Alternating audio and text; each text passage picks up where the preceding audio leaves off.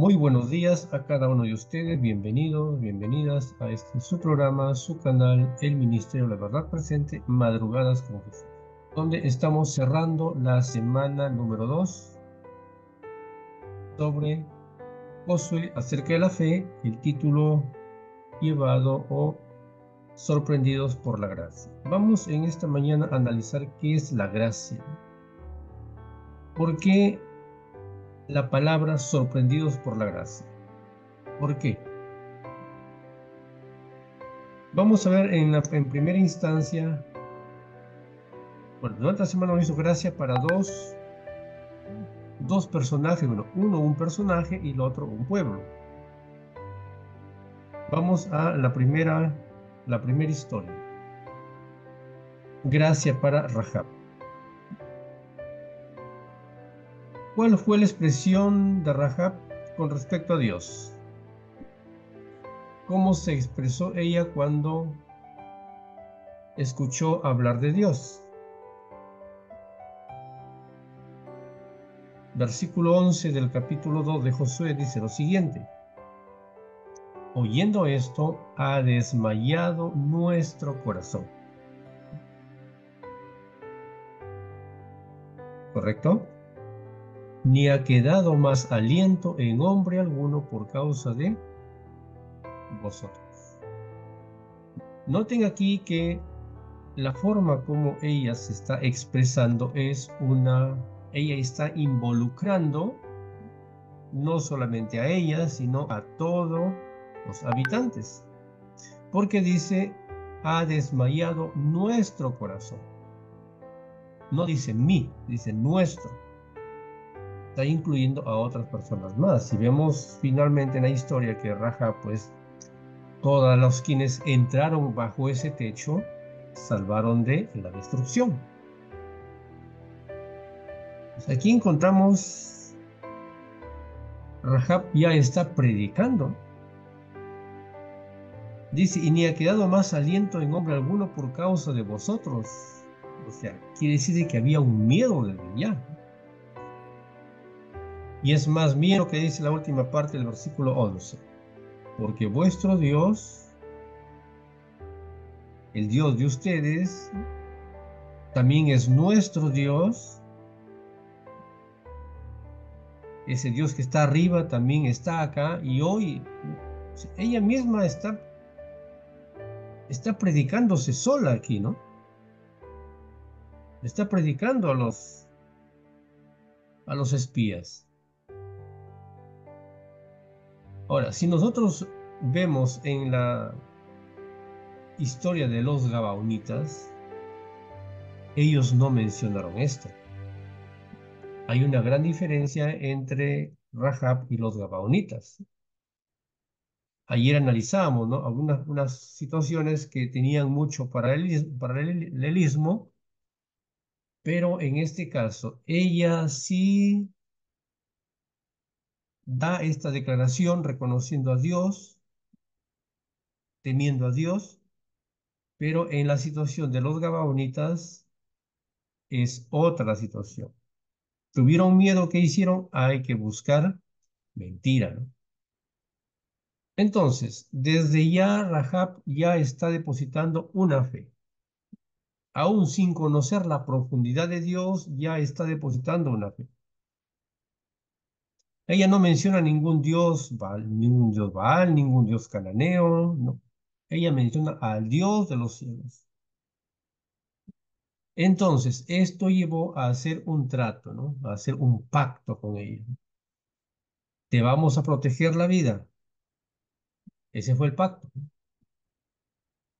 Mira, te vamos a proteger la vida, pero si tú no dices nada de nada a nadie que nos has protegido, si tú no nos delatas, en otras palabras, si tú no nos vendes cuando nos vayamos, si te quedas en silencio, entonces hacemos el trato contigo.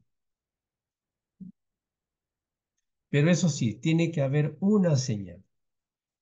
Le pidieron una señal.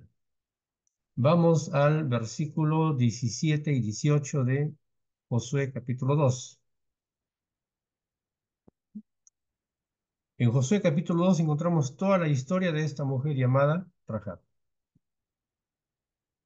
Ellos le dijeron, nosotros quedaremos libres de este juramento con que nos has juramentado. Si tú rompes el pacto, si tú nos delatas, si tú chismeas, en otras palabras, entonces nosotros quedaremos libres de si algo pasa contigo y con tu casa. Mis queridos, el mensaje tiene que ser claro. No tenemos que estar entregando mensajes a medias. Ellos aquí hicieron un trato. Mira, este es el trato.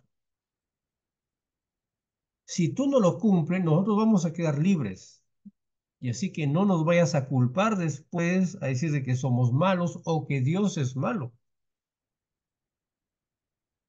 Muchas veces nosotros tenemos miedo de decir la verdad. Tenemos miedo muchas veces nosotros a hacer un pacto con alguien o decirle la verdad a alguien. Porque Dios, si nosotros somos, como dice Apocalipsis capítulo 14, versículo 6 hasta el 12, somos los ángeles, somos la representación de los ángeles que estamos predicando el Evangelio. Y hay que decirlo tal y cual es. Temed a Dios, dadle gloria, la hora de su juicio ha llegado. Si adoras a esto, mírate, eso te va a pasar. Si haces esto otro te va a pasar. ¿Por qué tenemos miedo? ¿O es porque no queremos que nos echen la puerta en la cara? ¿O porque queremos congraciarnos con la persona? Otro suceso más.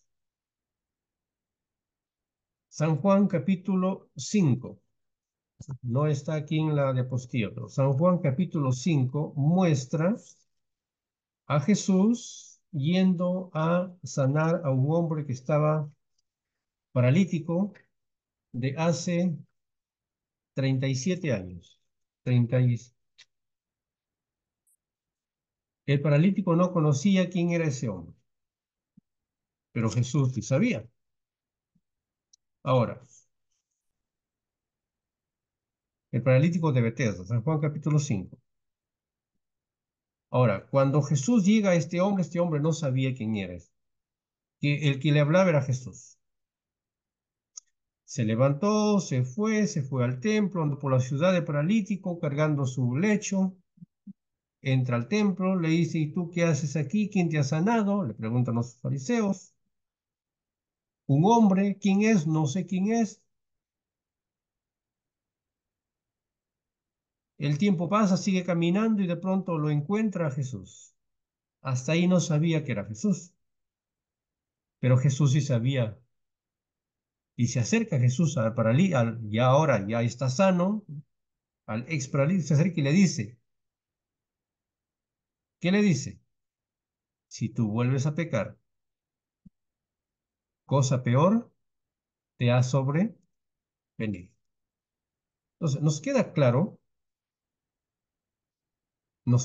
el mensaje. ¿Por qué tenemos que andar nosotros dando un mensaje medio ahí con tantas voltaretas? El mensaje tiene que ser claro. Si somos los representantes de Dios nosotros aquí en la tierra, tenemos que ser claros, tenemos que llevar a esa persona que haga un pacto con Dios. Como lo hicieron aquí los espías, mira, vamos a hacer un pacto. Este es el pacto. Si tú cumples, entonces la salvación ha llegado a tu casa o llegará a tu casa. Pero si tú no cumples, si tú nos delatas, si tú hablas mal de nosotros, entonces nosotros, que dice el versículo 17, quedaremos libres de este juramento con que nos has juramentado. Esas mismas palabras tienen hoy a nosotros también que hacernos tenerlo muy presente y ser palabras relevantes contra la persona que usted está yendo a darle un estudio bíblico. Versículo 18. He aquí, cuando nosotros entremos en la tierra, tú atarás este cordón de grana a la ventana por la cual nos descolgaste. Y reunirás en tu casa a tu padre, a tu madre, a tus hermanos y a toda tu familia de tu padre. ¿Cuál va a ser la señal? Tú vas a colocar un cordón ahí por la ventana. Entonces, todos nosotros iremos, le contaremos a Josué, le contaremos al pueblo, a los guerreros, y donde vean el cordón no van a tocar esta casa. Había llegado la hora del juicio. Un día llegará la hora del juicio. Y es la señal que tendremos que tener. No ya un cordón. ¿Qué representa este cordón rojo? ¿Qué representaba? El mismo cordón que sirvió para descolgar a los muchachos, que sirvió de salvación para los muchachos, tenía que también ella colocar porque iba a servir de salvación para ella. Este cordón representa que la Pascua, la sangre del cordero, que se vuelve aquí como un elemento central. Porque el gran héroe, ¿quién es? No es Josué, no es Rahab, no son los espías, es Cristo. Es el gran héroe de esta historia. Ahora, ¿quién es nuestro gran héroe de nuestra salvación? Es Cristo. No, tenemos que tener muy claro que nuestro héroe de nuestra salvación es Jesús. La vida nos la perdona, nos la perdonó Dios. Nuestra vida le corresponde a Dios. Ahora, la sangre de Cristo es la que me va a permitir que el amor de Dios se mantenga por una razón. No porque diga yo necesito sangre para mantener mi amor, sino porque esa es la gracia de Dios. Pues encontramos aquí la gracia hacia Rahab. Y el pacto, no olvidemos, la señal de el trato que hicieron los espías con Rahab. Ahora, vamos al siguiente suceso. Segunda historia de la semana. Gracia para los Gabaonitas. Josué capítulo 9. Dos capítulos que teníamos que haber repasado durante toda esta semana para tener claro esta historia. Por cierto, son muy maravillosas estas historias, ¿no? Los Gabaonitas es el nombre de un pueblo que vinieron, pero con engaños, vinieron y engañaron a los israelitas. Ahora, ¿cuál fue la finalidad de este engaño? No querían morir. Usaron el engaño para tratar de subsistir de alguna forma, de alguna manera. Entonces, no les cruzó otra idea por la cabeza en ese momento que mentir. ¿Qué hacemos? ¿Cómo nos... Lo primero que cruza por la mente es la mentira, que muchas veces puede ser buena, paréntesis, puede ser buena. En el caso de Rahab fue buena porque fue una mentira, vamos a llamarlo así, una mentira inocente, ¿sí? Porque en esa mentira lo que ella hizo fue tratar de cubrir a los hombres de Dios y echar mano de ellos, pedirles una recompensa, pero que esa recompensa que les estaba pidiendo no era dinero. Podemos hasta llamarlo que de repente fue hasta un chantaje, pero no para beneficio de ella, sino beneficio para, claro, por cierto, para ella, pero en el son de su salvación, no un beneficio económico. Podía haberle dicho, danos plata, danos... No, queremos ser salvos. Podemos entonces, entre paréntesis, hasta poderlo llamar como un chantaje. Pero ya dije el otro día, algo fuera de contexto. Si es posible, con tal de que sea salvo, hasta mentira puede valer. Ojo, es solamente una apreciación personal es solamente fuera de contexto para poder entender el mensaje. Pero que esta mujer lo hizo sin maquinar, sin le hizo una mentira premeditadamente, fue lo que en ese momento le salió de algo espontáneo, pero nosotros vamos a lo contrario, nosotros ya lo maquinamos, lo pensamos, qué voy a decir, cómo voy a presentar, esto voy a decir, así vamos a decir. Educamos a los demás que viven en casa, si preguntan, esto vamos a decir, no se olviden, ¿sí o no? Pero aquí el caso de Rahab fue diferente. Ahora, aquí hay un grande problema en la situación de los gabaonitas. Josué, el hombre de Dios, el hombre de fe, falló. Los dirigentes, los hombres consagrados, fallaron. Porque ellos se dejaron llevar por el momento, por la situación, por la súplica. Bueno, pues nos está suplicando, mira, se está poniendo, mira, está llorando. Ay, pobrecito, ¿no? Está llorando, sí, hay que creerle. Mira cómo está al frente, cómo predica, uy, qué bonito predica, mira cómo está que llora el predicador de su historia, de su experiencia. A ese sí vale, ¿no? Cuidado con eso. El diablo también llora, con tal de hacernos creer. Josué, los dirigentes del pueblo, dice, no se olvidaron de consultar a Dios. Muchos de nosotros nos olvidamos de consultar a la palabra de Dios. Seamos como los gentiles, ¿no? En la historia de Pablo, ¿no? Pablo predicó, predicó, predicó, y ellos escuchaban, escuchaban y tomaban nota, anotaban, anotaban. Fueron a sus casas, dice,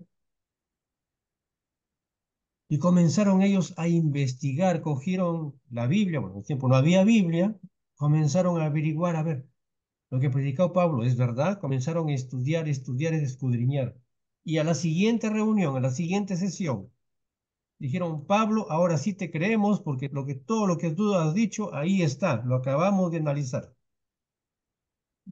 Ahora recién le dieron los aplausos a Pablo. Recién le dieron el like a Pablo. Pero muchas veces escuchamos cualquier sermón de cualquier atarantado y like, like, like, like, like. Amén, amén, amén.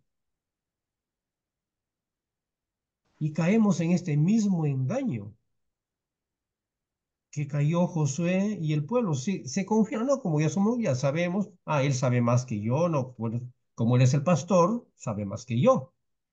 Como si el nombre fuera el galón, el crédito, el cartón fuera símbolo de salvación.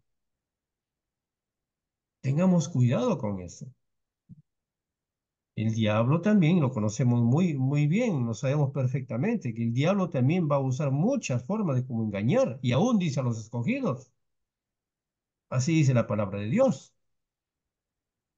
Entonces, aquí ellos se dejaron engañar y cayeron en el engaño. Y de pronto se vieron en problemas. Y lo que nosotros va a pasar cuando nos estamos dejando caer en este engaño, el problema que vamos a ver más adelante es que pues, vamos a estar preparándonos, pero no para el cielo, sino para el infierno. Ahora, ¿qué había que hacer? Se descubrió la mentira, se supo cuál era la mentira, se supo la artimaña que ellos usaron. Ahora, ¿qué había que hacer después de este engaño? ¿Matarlos? No había otra opción. Y en ese entonces era válido, tenía que hacerse así. O quitarles la vida o hacerles que paguen a través de un tributo. No había escapatoria. Entonces, en esta historia aprendemos de cómo Dios, a través de su gracia, actúa aún con los quienes se equivocan. Que Dios extendió su gracia hacia los Gabaonitas. Versículo 21 al 23 de Josué capítulo 9. Miren lo que dice. Dijeron pues, ellos los príncipes, dejadlos vivir. Y fueron constituidos leñadores y aguadores para toda la congregación y concediéndoles la vida según les habían prometido a los príncipes. Y habían hecho un pacto antes, ¿no? Habíamos repasado el día de ayer. Y habían hecho un pacto. No podían ahora romper el pacto. Entonces tenían que simplemente tratar de darle solución a este problema. Déjenos vivir, pero esta es la condición. De hoy en adelante ustedes van a ser nuestros esclavos. Van a estar bajo la servidumbre. Versículo 22. Y llamándolos Josué, les habló diciendo, ¿por qué nos habéis engañado diciendo, habitamos muy lejos de vosotros, siendo así que moráis en medio de nosotros? Eran sus vecinos. ¿Por qué nos han engañado? ¿Por qué han hecho esto con nosotros? Versículo 23. Y este es lo peor de lo peor que un día vamos a oír por parte de del propio Jesús. Ahora, pues, malditos sois. Esas mismas frases, Jesús lo repetirá un día allá en el juicio. Pero Señor, yo fui pastor, yo prediqué en la iglesia, mira, tuve un grupo de WhatsApp, un grupo de YouTube, predicaba por las redes sociales. No te conozco. Así nos dirá Jesús un día.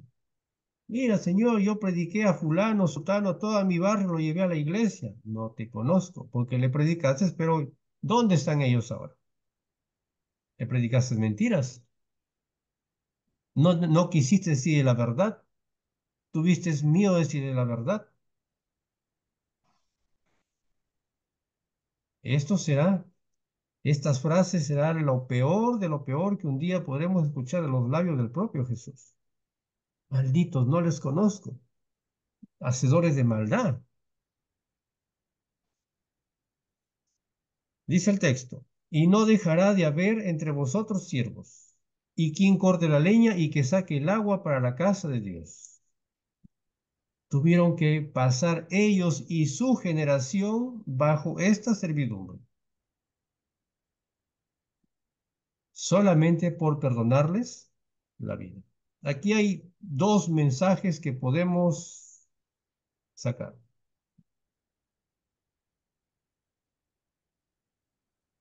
En esta historia se conjugan dos cosas, la justicia y la misericordia. Ahora, ¿qué es eso de la justicia y la misericordia? La misericordia ama, la justicia también ama. En misericordia es que Dios permite de que tal como somos, tal cual somos, nosotros vengamos a Él. Pero si hay un arrepentimiento de corazón, pues eso va a ser grande, enorme. Ahora, en lo que es justicia, ¿qué es lo justo? El que pecó, que muera. El que mató, que también muera. Esa es la justicia.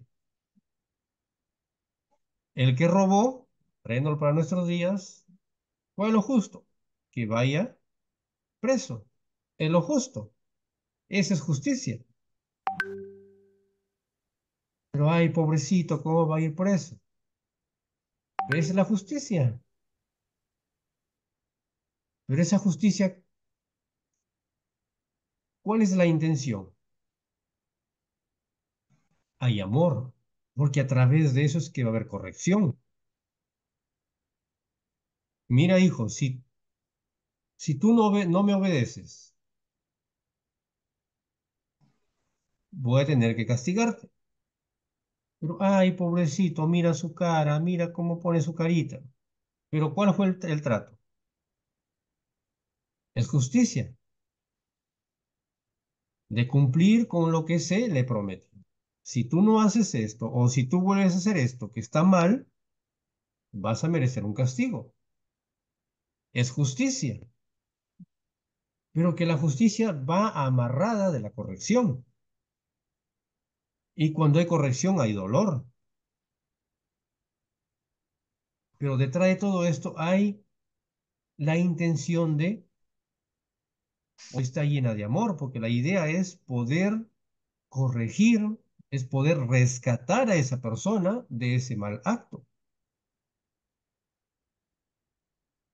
Es lo mismo, ahora Dios trata de alcanzarnos, hace el mayor esfuerzo, hoy está haciendo los mayores esfuerzos Dios para tratar de atraernos, de alcanzarnos, pero que en esa justicia un día va a tener que haber un cierre de cuentas. Un día vamos a tener que comparecer frente a un tribunal. Esa es la justicia.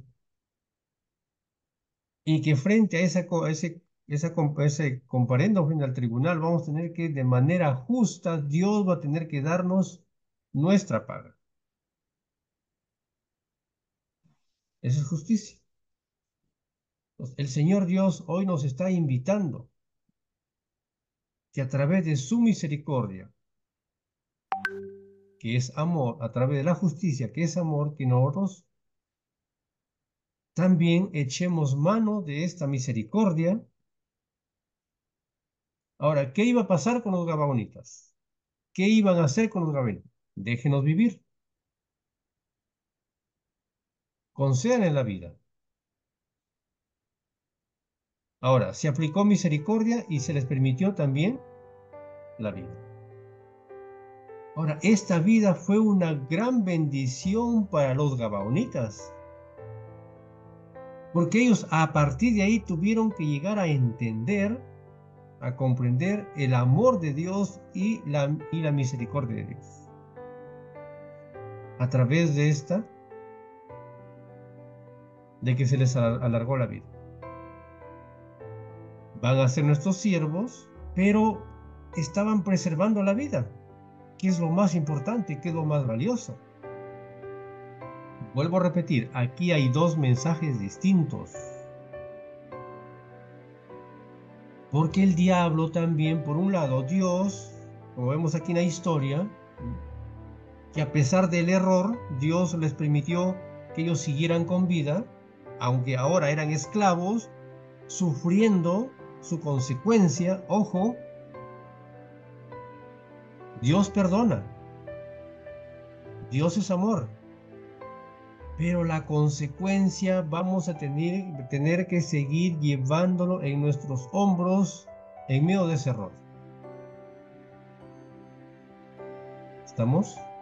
Eso no olvidemos. La consecuencia. Dios perdona, va a perdonar el pecado. Pero el hecho de que Dios perdone nuestro pecado no quiere decir que Dios va a quitarnos las consecuencias. Esa la tenemos que pagar, caro o barato, la tenemos que pagar. Así que no nos quejemos cuando tengamos que tener que pagar las consecuencias de nuestros errores.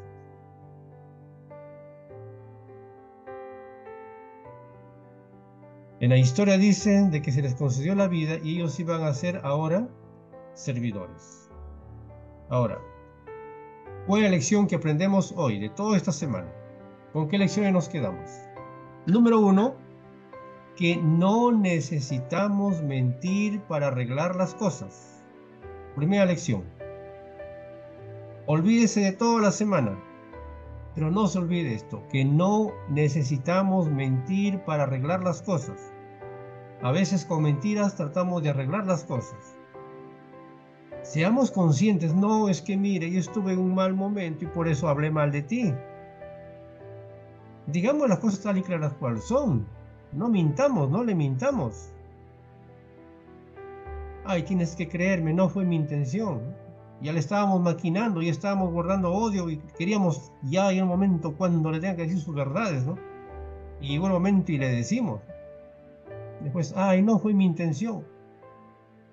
No tenemos que mentir para arreglar las cosas. Vaya, pídale perdón, arrodíllese si es posible, pídale perdón. Eso no es bajeza. Es reconocer, también es uno mismo perdonarse.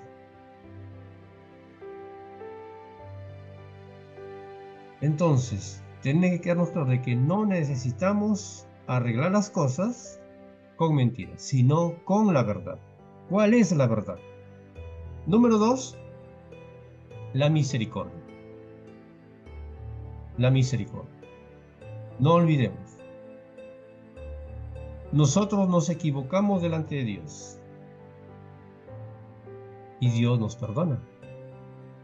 Y miren lo interesante, que los gabaonitas, el pueblo de Israel, pasó 70 años de cautiverio, terminó su cautiverio, regresó a su tierra, reconstruyó Jerusalén. ¿Y saben quiénes también vinieron a ayudar a los israelitas a reconstruir el templo? Los gabaonitas. Nehemías 7:25. Los hijos de Gabaón, 95, vinieron a apoyar en la reconstrucción del templo de Jerusalén. Qué bueno es Dios, ¿no? Su gracia nos sorprende todos los días. Trata con los pecadores como a todos nosotros, ¿no? Gente que se equivoca pero que quiere pedir perdón, puede levantar la cabeza y seguir adelante.